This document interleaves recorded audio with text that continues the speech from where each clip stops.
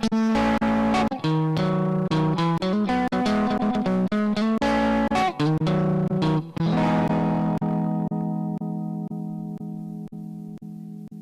I'm Caitlin Segola, and welcome to The Business Life here on EDTV Channel 20, a series designed to introduce us to the businesses in New Jersey and the people who make them work.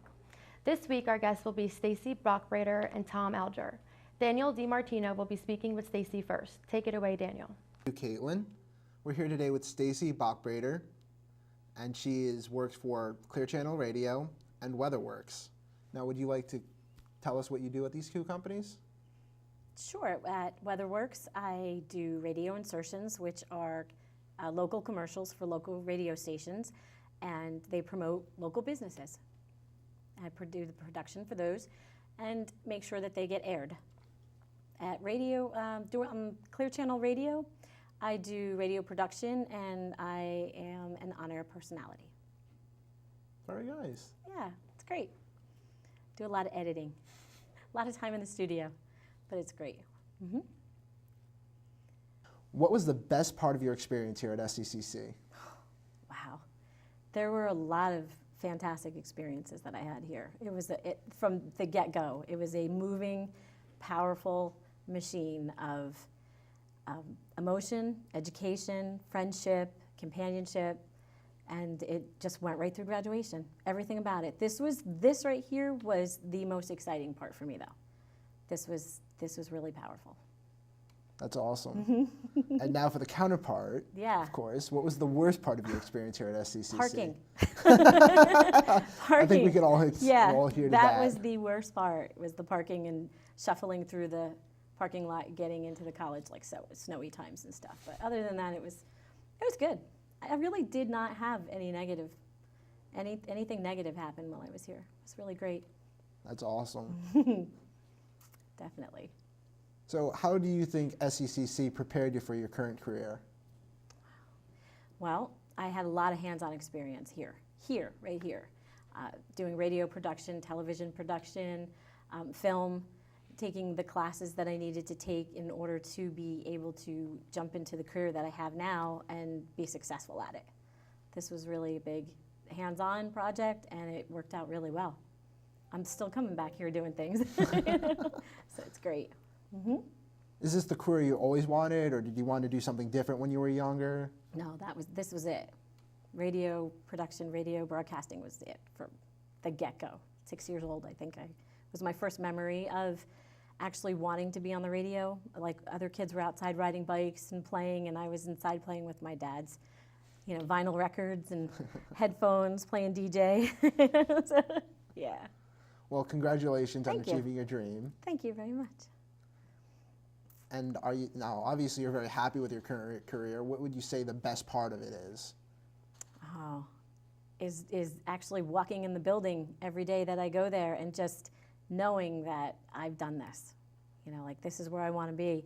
I go into my studios, and I'm in the Max 106.3 studio next to the WNNJ studio, next to the WSUS studio, and we're all doing different things. I do production for Elvis Duran's, morning shows, and right into the Casey Kasem's, we rebroadcast their AT40 and Ryan Seacrest's AT40, and all the keywords that you hear on the radio for the contests that come up, we all do the productions for. So it's very tedious and it's very demanding, but it's really great.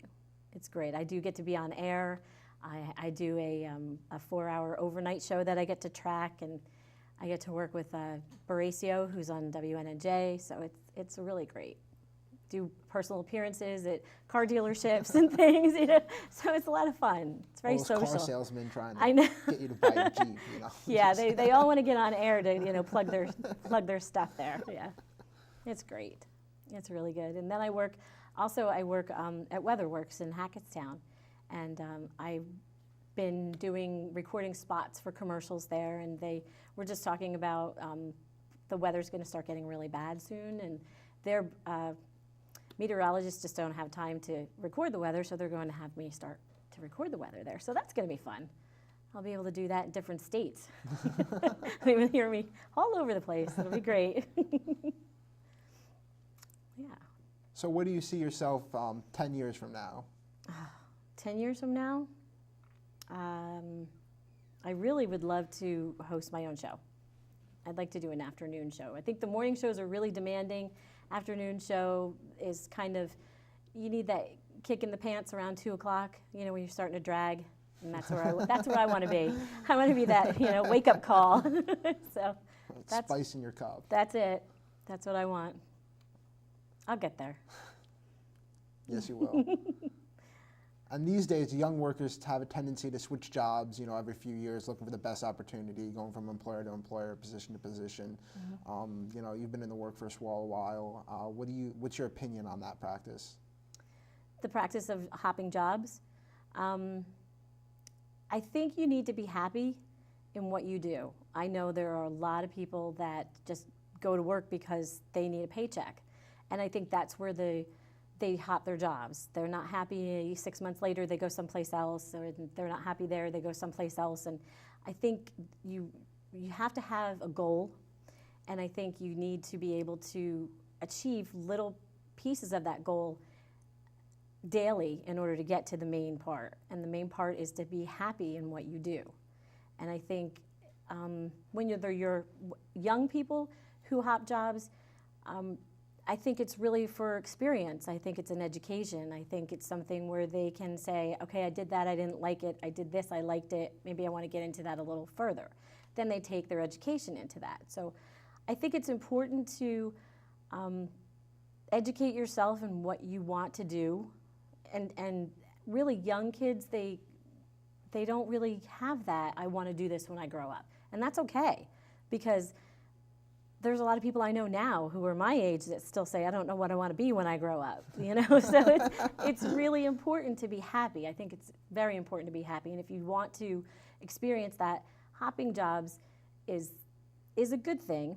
Maybe not so much for your resume, but it is a good thing to know exactly what you want to do and then achieve that goal and do the best that you can to be happy.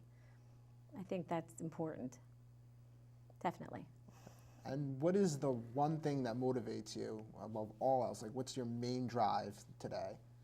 In my career, or in just life? In general? You know, both. If you want to elaborate, if you have two different, you know, one that inspires you in life and one that inspires you in your career, you know, you can elaborate on. What drives me is my children, because I have 2 teenage sons. They're both in high school, and I want them to, again, be happy. I want them to follow their dreams. That's a big thing for me. They're both getting ready for college, and I just finished, and they saw the production of my education. They know what I went through, the ups, the downs, the 7-hour study times, you know, and still be able to maintain a family and not go insane. And they know it can be achieved. I want them to never give up their dreams, ever. They're my inspiration. And then they see that I've gotten to where I want to be. And when I get to my career every day, that's just the icing on the cake. You know, it's a really great feeling to be able to say, I'm not completely at my dream yet, but I'm getting there, and it's a really cool feeling. It's a good thing. I suggest everybody follows their goals. Don't let anybody ever tell you can't do anything, and just plug on. Just do it. Now, you just graduated this May, right? Yes. Yeah, this past May. I did. Awesome, and congratulations. Thank you. And what did you do before that? Well, before that, I actually worked at a bank for a long time. I was the assistant branch manager. Then I had my children, and I lived life that way. I stayed home with them. I was lucky enough to stay home, but once they got into middle school, they got older, they didn't need me so much anymore. So that was when I thought I need to do something else. And I did do just little office jobs, you know, just to be able to say that I was getting out and socializing, but that, you know, that wasn't enough. It wasn't enough. And when they got a little bit older, I decided I was going to go back to school and, you know, follow my dreams, do what I needed to do. And so here I am. Sometimes when life gets in the way, it's just that kick you need to get back on track. It really is. It really, really is. It's just that, you know, you sit back and you think, okay, I'm a mom, but they don't need me so much anymore, so what am I going to do after this? And I thought, what better time than to finish my education, you know, and take it farther than I've gone. I still want to come back to school after, you know, a little bit of time in the workforce, but right now I'm really good.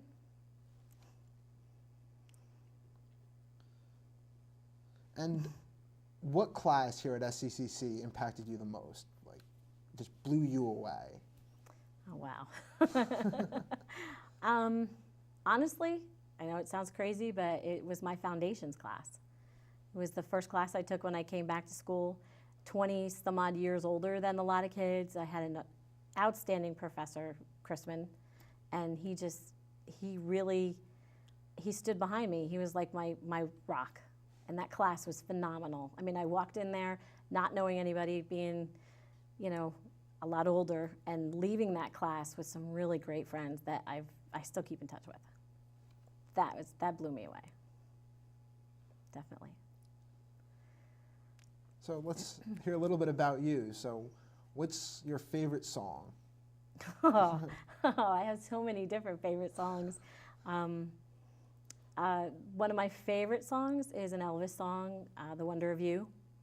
That's one of my favorite songs, I would think. And then I would say it was probably "Photograph" from Def Leppard. So, yeah, I know, very different. Difference there, just a little bit. Definitely, you have to have that spice, you know. So what's your primary philosophy on life? Oh, wow. Failure is not an option. That's my philosophy. If you start something, you follow it through. Definitely. It's going to be tough. A lot of times it's really tough. And a lot of times you don't want to go through with it, but you come out the other side a lot stronger and you learn a lesson. So I think that's my biggest philosophy is failure's not an option. Mm-hmm.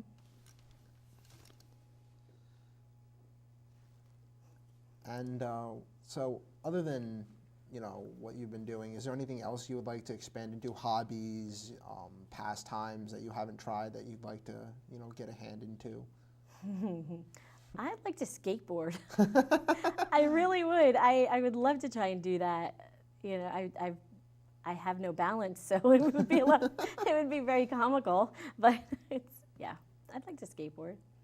I like to travel a little bit more than I have. Experience art in different countries and different places and things. At some point, I'd like to do that. Definitely the art of music. That's a big thing. And what advice would you give a 19-year-old version of yourself? Wow, 19 was a good year for me. It was a fun year, but to give myself advice, I think looking back, being insecure and not really sure of what I was going to do when I was 19 years old, I would just, again, tell myself to stay strong, follow your dream, be the best person that you can, be kind to other people. That's really big, you know, especially nowadays. At 19 years old, you don't know what's going to happen when you're 20-something years older, and I think it's really important to. Karma comes around, and if you put it out in the universe, you put good stuff out there, it's going to come back to you. And I think that's what I would tell myself at 19. And just behave. Just behave. Do what your parents tell you. No more of those parties for you. Definitely. Mm-hmm. That's what I would do. And just be happy. That's the biggest thing, is being happy in life. If you could be happy, then you've achieved a lot.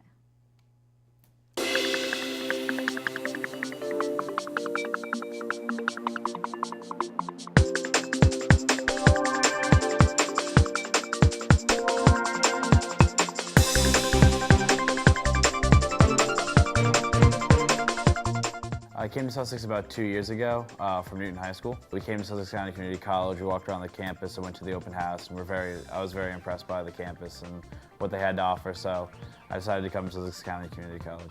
I was overwhelmed with how many different activities that were available for us, but I snatched up all the opportunities I could, and everything I've done, it's been awesome. They don't just come here and leave. Our students are very involved. You can see by the amount of clubs and activities that we offer and have that our students are never bored. We have faculty who are totally dedicated to the success of their students. It's a way to, to be able to give back and to make a difference. I think that's really why we're here. And that's why most of us teach, is because we want to make a difference. We want to make a difference to those people that need us the most. And that's why we do it. Like, really helped me in terms of just becoming a new individual or learning more about myself and just meeting new different types of people, being around this campus. It would be a great opportunity for me to go to school over here. So I took my placement test this summer, and now I'm taking classes, and I'm really excited about it. We strive to make our courses as rigorous and as complete as any course they would get at any other four-year institutions. To come here and complete your requirements, your basic general education, is a wonderful thing, and it's a real cost saver for families, especially in this day and age. One friend's racked up about $20,000, and I have another friend who's racked up over $50,000 in debt, and they were all bragging about going away, and now I'm actually, on top of debt-free, and I'll be graduating with 2 majors. One of the big reasons why I chose Sussex was because it was affordable, and in comparing it to some of the other colleges, the price was definitely less. Plus, it was just close to home and easy to get to. And then on top of that, the first time I visited Sussex, I felt like the staff there were just very helpful, and I got a really good, friendly impression from everybody that I met on campus. I would certainly say one reason why a student would want to attend Sussex County Community College is because of the tight-knit community that we have here. When you come to our college, you are going to find faculty that want to be with students, that will take the time to sit down and focus one-on-one with issues or problems that students may be having in class, or even to just chat, to talk to them about how important college involvement is. It really embodies community. It was just really nice to know I had that individual time to get to know my professors and really help me learn and keep me going in the right direction. They always made themselves available to you. If you had any questions, I was never embarrassed to ask a question. I never felt that they were judging me or that I wasn't paying attention. It was just genuine concern. They wanted me to succeed. I sat there in a room of 200 students, and I was lost. And if I had to ask a question, there was no way I was going to be able to survive. I needed that, 30-person classroom where I could stick my hand in the air and go, "Help me!" And that's what we give our students. I think that's what I bring from my undergraduate experience here, is that we like our students to sort of wander up, knock on the door, and go, "Can you help me?" That's probably the best, experience we have here. I earned my associate's degree in just 2 years, and that enabled me to move forward onto Ramapo College of New Jersey, where I earned my bachelor's degree, and now I'm going forward in my career. We appreciate your taking the time to learn about Sussex County Community College. We are proud of our tradition of offering a quality, affordable education in a caring environment. Our staff and faculty will take the time to get to know you and your unique needs. We will provide you with opportunities to learn and grow through hundreds of events and activities that take place on campus. Whether your goal is to transfer to a four-year institution or gain employment, we are committed to helping you succeed. I look forward to welcoming you to campus.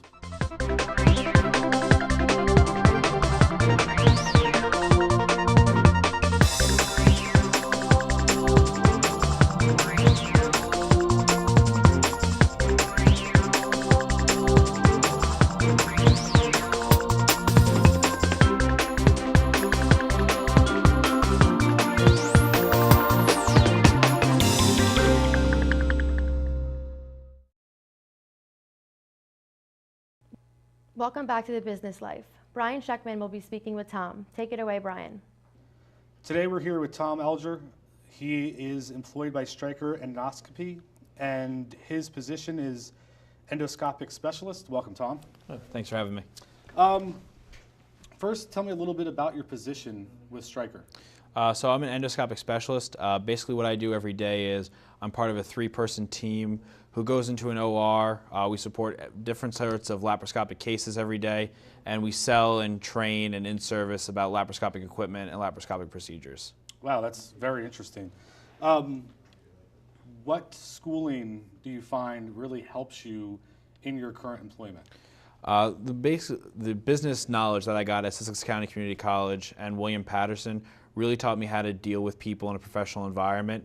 Most of the stuff that I actually know about medical field I picked up on the job.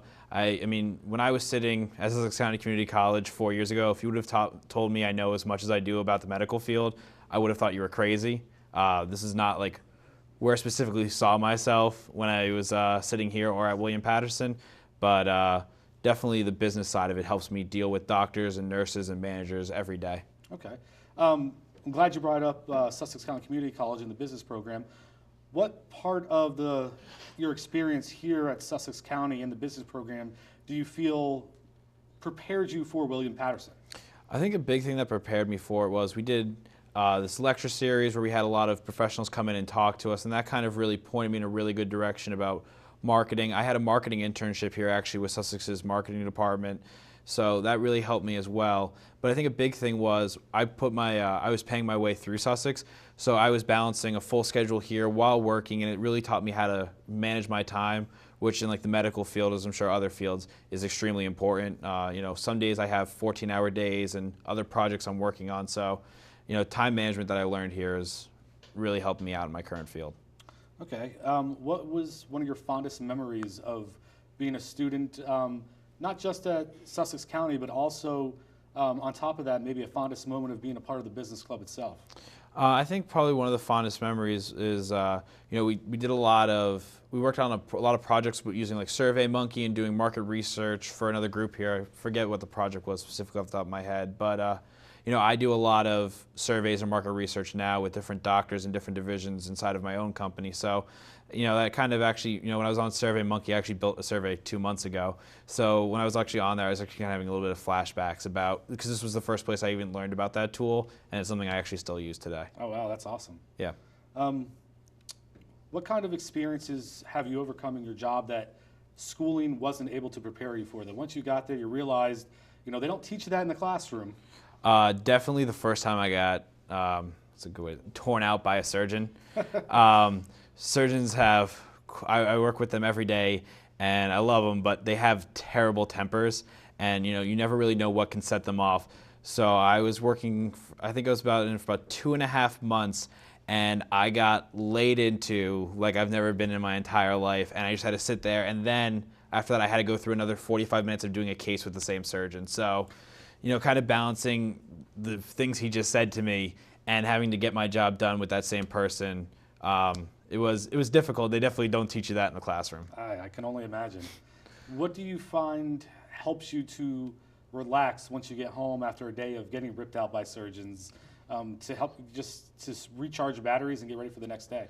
You know, right now I have a little dog. I go out for runs with him. I do a lot of like you know, running with him, going out and hanging out. So you know, I like to do that a lot. Get outside, get some fresh air, because you're in the OR every day. There's no windows. You know, you can in the winter you go in and it's dark. You come out and it's dark. It's just the halogen lights. So getting some fresh air definitely helps. All right. What do you think is one of the biggest things that motivates you every day? One of the things that like motivates me is that specifically for my job, you know, at the end of the day, like we always try to reinforce, like whether I'm talking to the doctors or nurses or I'm getting it from my own company, you know, while I'm selling a product and I'm working with a surgeon, there's a patient on the table, and like sometimes in my field that gets forgotten somewhere along the line of, you know, trying to make quota, trying to do this. So you kind of, at the end of the day, like really motivates you is that like my company makes products that are helping improve people's lives. So, you know, when I'm getting something into a doctor's hands for the first time, at the end of the day, it's like helping me, but it's also changing somebody else's life. That's amazing. Now, when you were a student here, I've heard rumors that you had a pretty well developed elevator speech. Can you just explain a little bit to us as far as what an elevator speech is? So an elevator speech is, I guess, the premise. I actually read a book by the guy who created it. It's called Jeffrey Hazlitt. He kind of popularized the elevator speech. It's basically if you were to get in the elevator tomorrow with Donald Trump and you were on the first floor and he's on the 150th floor, what are you going to say in those 150 floors that would make Donald Trump want to hire you? So when I was in school here and at William Patterson, I had a pretty well-developed elevator speech about why somebody should hire me. You know, since I've gotten a job, I've actually kind of changed that system into more of how to pitch a product that I want a surgeon to use. And I've like shortened it from where an elevator speech is typically like a minute 30, I've shortened it down to about 20 seconds or 30 seconds about why you should use this product or why you should trust my judgment. Wow, that's amazing. So are you happy currently with your career choice? I'm very happy. You know, like I said, probably my junior year, like the end of my junior year of college, this career started forming for me. But for the first 3 years of college mainly, like I said, if you would have told me I was going to end up in the medical field, I never would have seen it coming. So it definitely came out of like nowhere, but I'm definitely happy to be here. How did you actually wind up being a part of their company? So William Patterson actually has a really great work placement program. They have a lot of good relationships with Fortune 100 companies. I met a rep from Stryker Trauma, one of our other divisions, at a career fair. I hit it off with her, but didn't really like the company model. And then through a really weird connection, I ended up meeting somebody from Stryker Endoscopy, and I told him, I was like, oh yeah, I'm actually interviewing with Stryker Trauma. And he's like, come work for us instead. You know, it's way better on this side of the field. And you know, I went and interviewed with them, and it just kind of worked out that I went with that division. Oh, that's amazing. What do you think are some of your major responsibilities on the business end dealing with your current profession? So on the business end, you know, a lot of times things will break, surgeon misuse, or, you know, I mean, an OR is a constantly moving environment. Our scopes are very delicate. They get dropped all the time. Cameras, you know, we deal with a lot of electrical equipment. So, you know, hospitals pay a lot of money for that. So it's part of my job is making sure they get the equipment back when we repair it. They have service contracts with us. So I'm always on the phone with people in California saying, you know, where's this scope? I sent it out 2 days ago. Where's this, you know, device I needed tomorrow? So, you know, managing like where all of my products are in the hospital and outside of it is a very major part of my job. Okay. Do you feel that the schooling you had sufficiently prepared you for those job tasks? I would say yeah, because I write a lot of emails, you know, because we're 3-hour time difference. You can't always get somebody on the phone. So you have to be able to write an email that conveys your point without being, you know, you have to maintain professional, even though you might be getting a lot of heat from a surgeon, a nurse, an OR director. You know, you have to make sure that, you know, because they have a job to do too. So you have to make sure you maintain professionalism while also being under the gun. Oh, that's amazing. What kind of songs do you like to listen to try to help you unwind? I'm actually really still into, like, I don't think I ever really left my high school phase of music. My iPod hasn't been updated, I'd say, in probably like 10 years. So I still have a lot of Blink-182 and stuff like that on there that I listen to a lot in the car. So I would say it's probably back in like the early 90s music still on my iPod. They've become classics, but they're still great. Yeah. I mean, you know, sometimes you got to go to what we consider the oldies nowadays. There you go. So definitely nothing wrong with that. What do you feel was the most impactful course that you took at Sussex County Community College? At Sussex, I would say probably the course that really affected me the most, I took Marketing Level 2, and it really kind of taught me like product life cycles, what customers are looking for, how to try to figure out what a customer wants. Because even if you're not doing marketing, you're just doing sales, you still need to find out how to ask questions to get to what they want. A lot of times, surgeons don't know what they want. A quote I've actually trained a few people, and a quote that I like to use is like Henry Ford said, if I would have asked people what they wanted, they would have said a faster horse. So surgeons don't always know what they want, so you kind of need to ask them, like, what are you having problems with, like what's going wrong here, and then suggest products from that. So, you know, a lot of the marketing classes that taught you like product research were the ones that taught me how to get good information out of the people I'm trying to get products in the hands of. Definitely, that's definitely important. What advice would you give another student who is maybe interested in taking part in that field as far as a course that you felt that might be very important? A course that I felt would be really important is any of the public speaking course or any course. There's a few at William Patterson Sales College I took that just drilled in dealing with people, and you have to get your point across precisely and clearly. You know, surgeons don't have time to sit down and listen to a 30-minute speech like you do in other places to go into a boardroom. 90% of the time I'm talking to a surgeon, it's in a hallway after he just came out of a 3-hour surgery. So he's tired, he's hungry. Like, if I need to talk to him, I've got 30 seconds of core attention span before. Okay. And last, what advice would you give your 19-year-old self today? I'd probably tell him to focus a lot more on language in college. That was like the one area that I kind of skimmed over, and you know, I'm actually kind of coming back to it now, trying to like re-educate myself. Like, I took Spanish 1 and 2, but didn't really focus on it as much as I probably should have. And I can see now, being in the business world, like how much knowing another language can really help you, dealing with different nurses of different ethnicities and everything else, it helps, you know, the language barrier. Awesome. Well, Tom, I definitely want to thank you for taking part in this program today. Yeah, It's no a problem. pleasure meeting you. And Pleasure meeting you as speaking well. with you. And back to you, Caitlin. On our next program, we will be spotlighting local businesses in New Jersey. Once again, we want to thank Stacy Brockbrader and Tom Alger, and a special thanks to the Communications Club, TV Production 1, and EDTV Channel 20. I'm Caitlin Zagola, and on behalf of everyone here, we'll see you next time.